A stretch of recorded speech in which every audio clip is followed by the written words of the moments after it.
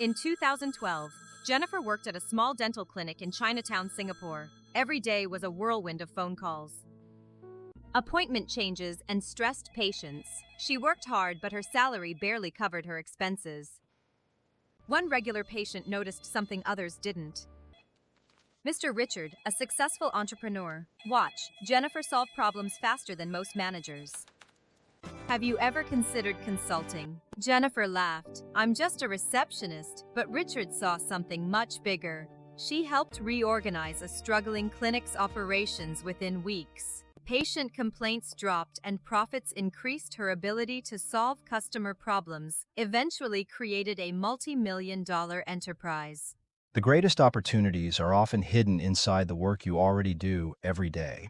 Most people get paid for their job title. Successful people get paid for the problems they solve. What's the hidden skill you're using every day without realizing its value? The talent that changes your future may already be in your hands. Subscribe for more inspiring success stories and discover opportunities others overlook.